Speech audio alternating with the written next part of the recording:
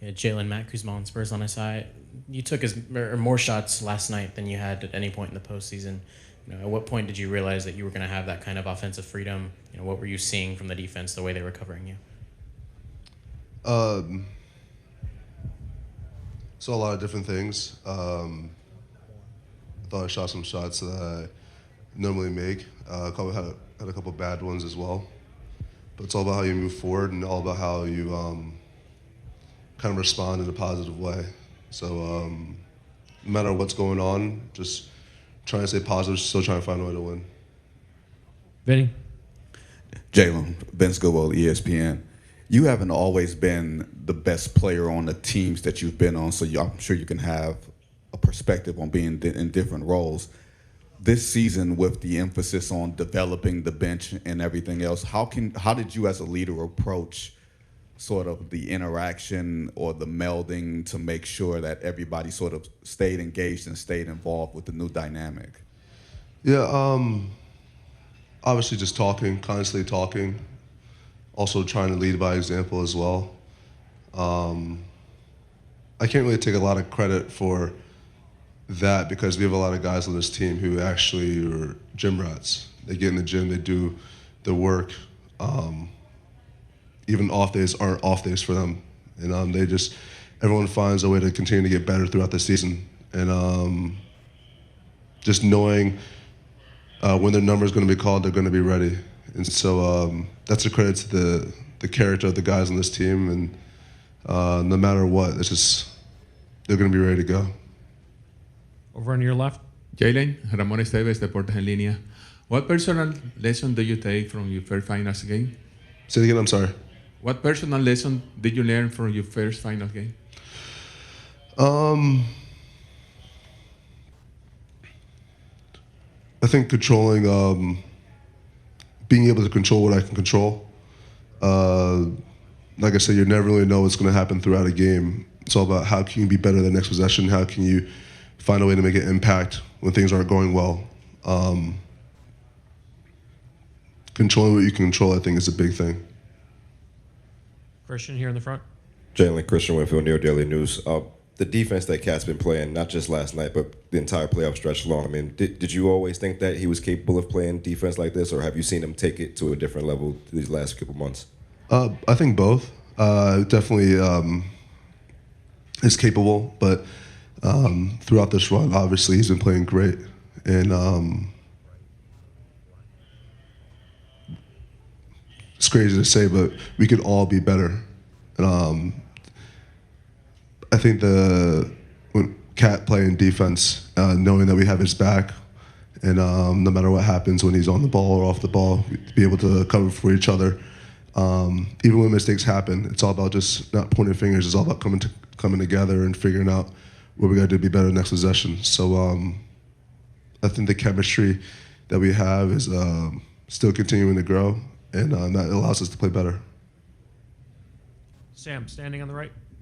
Jalen, Sam Amick, The Athletic. I wonder with Coach Brown, with the nature of the way he was hired, the Tibbs move was a shocker to a lot of people. Mike comes in, and it seemed like in the opening months that there had to be a lot of trust built up.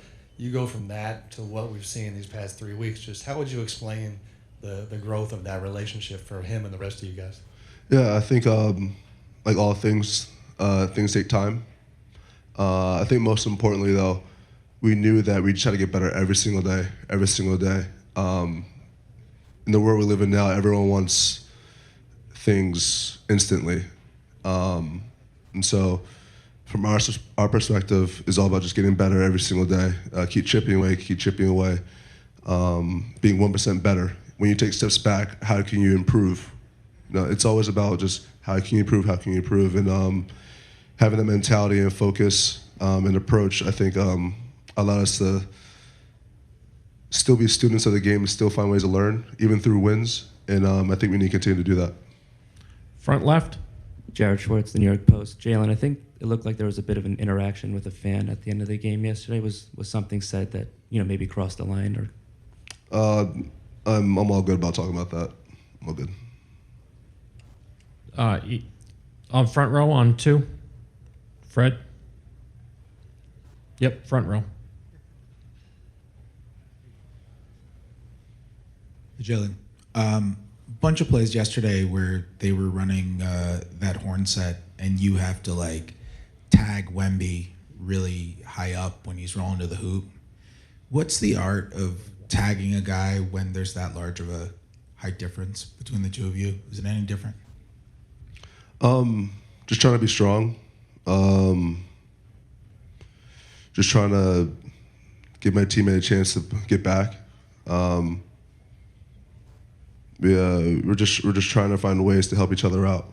And like I said before, we have each other's back, and when things don't go well, we hold each other accountable. We find a way to do it next time. Steve, second row. Popper from Newsday. Sort of two things on the same subject. When shots come and go for a team, how much does Josh's energy kind of be the constant for you guys? And also to see him yesterday with a guy a foot taller than him, and he comes up with 15 rebounds. Just kind of, does it ever surprise you, or? It doesn't surprise me. I learned that that's just who he is. I mean, he was a leading rebounder in college for, I think, my final 2 years or whatever, something like that. Or his final 2 years. That's just who he is. And what was the first one? Yeah, his energy is just relentless. It doesn't stop. That's just, I mean, he eats candy all the time. That's just, it tells you who he is. He's a big kid with an absurd amount of energy. Ian, back left. Jalen, Ian O'Connor with The Athletic. When you're on the road in the playoffs and you're on the free throw line, you hear Knicks fans chanting MVP, and you're getting a consistent amount of support on the road from those fans. Does that have a tangible impact on your energy and performance, and if so, how? It's very appreciative. It's something that I don't really think about in the moment.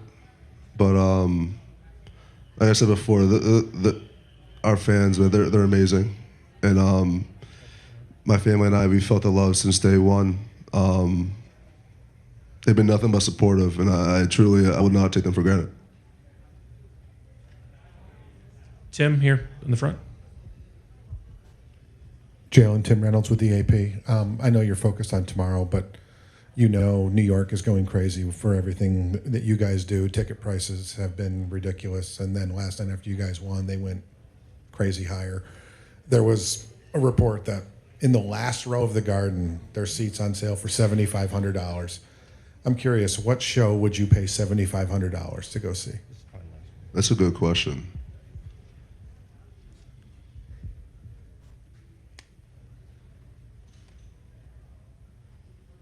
A live Michael Jackson performance. That was a good one. Mikal, Ian Begley, SNY. Just wondering what you saw from Josh and how he impacted that game last night. Yeah, a lot. You know, I talked to him after the game, and just reading his stat line, I'm just like, I think it was like 3, 15, 6, 4 steals or something like that. I'm just like, you know, it's a crazy stat line. That's just shows how much you impact, and I think even that sheet doesn't even show what he was doing. So that's not even really making shots. So that's just told him how important that is. And obviously his shots are gonna come down, and they're gonna go in. But just, you know, it's how important he is to his team on both ends. Yeah, it's great. John on the center. Hey, Mikal, can you describe the assignment of like the weak side low man in your defense? I know you guys want to sort of protect the rim first and foremost, but they were getting some good looks from the weak corner in that first half, and you guys seem to maybe do a better job of closing that off in the second half. Can you describe like what you're trying to do, but also, you know, how you sort of want to protect the corner as well? Yeah, I think it was just trying to be physical, and they're a really good team in the paint, so just trying to, you know, keep them guys out the paint. Over on your left. Yeah, Tyler Mikal at The Score. You guys have dealt with these extended breaks each and every series and come out ready and taking care of business in game one. Is there anything off the court you or the group have done to stay competitive in such an exciting time of the year? You know, honestly, I think our game ones, off this break actually haven't been that great, to be honest. Put ourselves with some deficits, and we fought back. So if you're asking me, I don't think our game ones, even though we won, I don't think has been great at all. And it's tough to assimilate the emotional aspect and how physical it's going to be when you're in practice every day. Besides being in those games, so it's tough. But sometimes it's just you gotta figure it out. You gotta go out there and if it's rust or if it's find that emotional and physical part. You got to find it, and we did towards the end, and like we did in the game 1 of Cleveland. But you got to go through it, and now kind of got a rhythm. We got to be better, and I know we will be game 2. Take last 2 over here on the right side. Mikal, Christian Winfield, New York Daily News. I got 2 quick questions for you. Number one, with Jalen, it seems like every time he maybe gets hurt a little bit, he shakes it off and keeps playing. Just known him for a long time. Why is his pain tolerance so high? Yeah, just because unless you're obviously structurally can't go and hurt, it's just that mental aspect. Is what you're gonna do when you banged up a little bit. Are you gonna go to the side where you're just like, I'm a little hurt, I don't know if I could do it, or are you gonna mentally put through? And I think a lot of times when you're banged up, it could be a mindset thing too. But that just shows credit to how he plays the game, how he goes about life. He's got that mental toughness, and he's gonna fight no matter what. And second, just Cat on defense for the last couple, feels like since maybe late March, has been playing at a different level. Have you seen him take it to a different level, and what do you think caused that change for him? Yeah, for sure. I think it's just putting it together. I think that's really it. Obviously, year, new offense, trying to figure it out, offensively as a team and personally prior for himself to try to be the best version of himself, and defensively too. It's a lot, it's a lot we asked for him to do on both ends. It just comes with time and ramping it up. And, he's shown me personally, and obviously the team, but he showed me personally, last year leading up to the playoffs, that first round Detroit, that, I think a lot of their goals was trying to punk him. And he didn't let down. And he showed that he could do it on both ends at all times. So just getting back to that, obviously, and but also having the stamina to do both, and the mental toughness, when you're tired, to still try to do the right things, and he's been unbelievable. We'll wrap on the next row, and then Ian with the last quick question. Hi, Cal. This is Simone Wu from AA Sports Connect Hong Kong. 12 straight wins. Have you ever thought about it, coming into the playoffs, and how do you guys stay grounded? Because I'm sure there would be a lot of high moments in the locker room during the rest days. How do you guys stay grounded and poised during all of these process? Watching the watch party at Plaza 33 as well, seeing all this crazy stuff.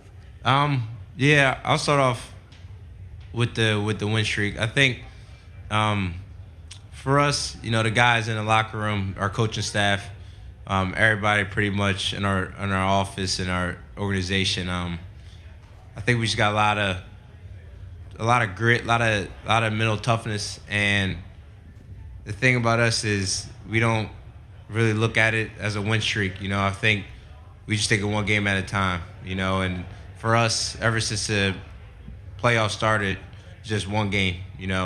It's like our most important game is our next game, and however you say, because our biggest game is our next game because it's our next game. So that's how we look at it. It's always just 1-0 if you win. But then after that game goes, it's back to 0-0. So I don't think we pretty much look at it as 8 straight, 9 straight, 7 straight, whatever it is. We just look at it win this game, and then right after that, 0-0, and learn what you got to do to get better for the next game.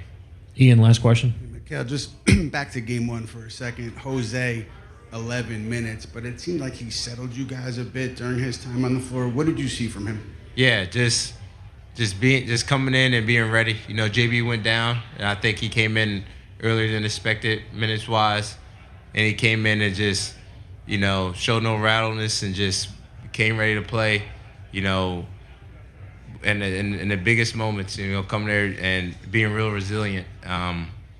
And that just, it shows the type of guys are going to be in the biggest moments, and he stayed resilient, and we needed that. Alana Brazil from Amazon Prime Brazil. I don't know if you heard this, but in Brazil, the Knicks are kind of being like a lucky charm because when they went to the finals in 70s, Brazil won, and 94, Brazil won, and now there you are, and there's the World Cup. So what's your thoughts on that? And also, do you plan on watching soccer games during the World Cup between the finals? Yeah, for sure. We got a lot of soccer fans on our team, me included, and you know, after it's all said and done, I'm actually going to go, so I'll be excited to be at the World Cup as well. First row, Steve. Carl, Steve Ashburn at NBA.com. When you're in a position like you are right now, how do you walk that line between, you know, wanting to do what you do best to help your team, versus not overreaching, not losing your grounding, and sometimes it won't be on you. No, that's a great question, and it comes with experience. You know, I've been in playoff series where I've done too much, and it was the detriment to the team, and I've been in playoff series where I've done too little, and it was a detriment to the team. So it's a fine line, and it comes with experience where you learn what truly is best for the team, and being able to find that balance of being aggressive and impacting the game with your skill set, but also utilizing that skill set to make others better. Something that experience has taught me, and you know, I think right now I'm doing the best I've done at it. Also, shout out to Neymar as well. Third row, middle. Hey, we're the Stokes Twins. We have a YouTube channel called Stokes Twins, but we noticed you also make some content. So what type of content do you like to make, and what type of content can we look forward to in the future? That's a good question.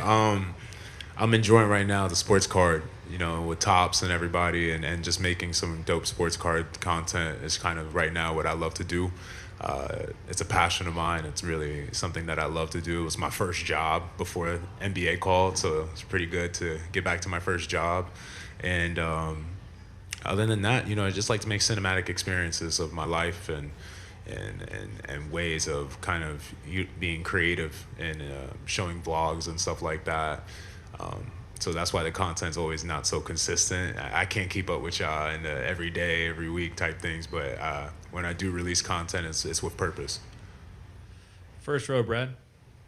Brad Parker, The Score. Carl, I'm sure you've seen the clips of all the chaos outside of MSG, and it's only been game one. Yeah. I know the job's not even close to finish. Yeah. But if you guys are able to win 3 more games and close it out at the Garden, is there a chance where Karl-Anthony Towns makes an appearance on 7th Avenue? Maybe a picture of me. I don't know. I pray for the NYPD.